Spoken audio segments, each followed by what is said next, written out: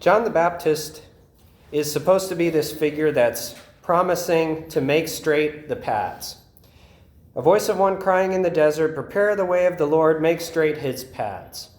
And this is a prophecy that comes all the way back from the book of Isaiah. That somehow God is going to make everything straight, kind of figure everything out, is at least the first thing that comes to my mind when I hear that. I mean, he literally says, make straight his paths.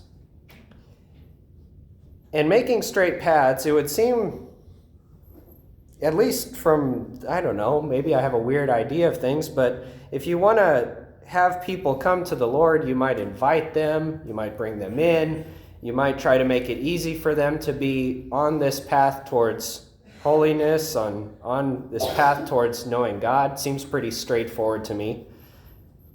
But then we have John the Baptist, when he sees the Pharisees and Sadducees coming to be baptized, the first thing he says to them is not, "Welcome, I'm glad you're here." It's, "You brood of vipers. Who warned you to flee from the coming wrath?" And he goes on and on and on. That's the whole second half of this gospel reading. He is just laying into them. When God frees the chosen people from the land of Israel, he leads them through the desert and he leads them to the promised land. And then he ends up leading them all around the desert for 40 years until he finally brings them back to the promised land. That doesn't sound like making straight paths. Because again, my mind is kind of like this first reading, also from Isaiah, when he's talking about the lion will be next to the lamb, the baby shall play by the cobra's den, all of this stuff, like everything's going to be in peace and harmony.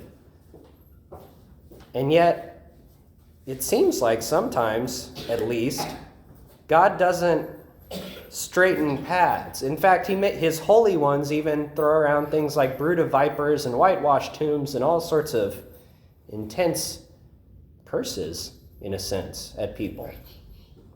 How is that making straight the paths? It must be, because John the Baptist said these things, and Jesus is the one who calls the Pharisees whitewashed tombs. It's because sometimes making paths, you really have to hammer at them to straighten them out, probably like a piece of metal. If you think about the Israelites in the desert, as they're wandering around there, they do make it to the promised land in a decent amount of time.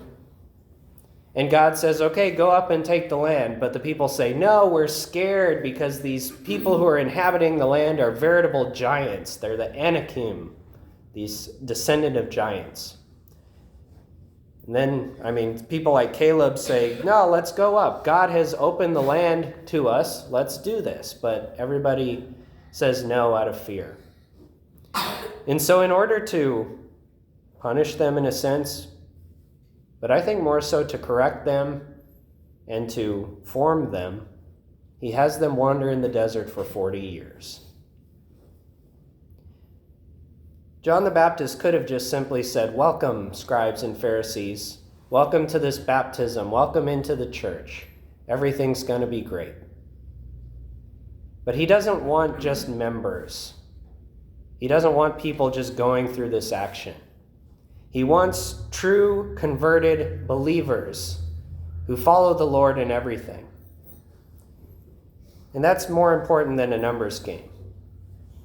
So maybe sometimes, for instance, this little place might feel small because there's not a lot of people here, although this is a decent crowd for 11:30. But you know what? I'd like a big crowd because it looks good on me.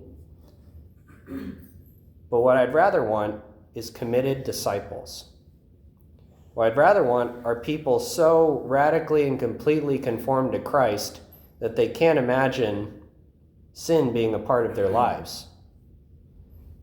That when they come here to this place, they come because they know they're going to receive the bread of life to give them strength to go out for another week and try to show the world how just very vitally important all of this is. So if that means calling somebody a brood of vipers, although I strongly urge you to think really hard about saying that or not, then maybe that's what needs to be done for the sake of conversion and for the sake of the kingdom of God.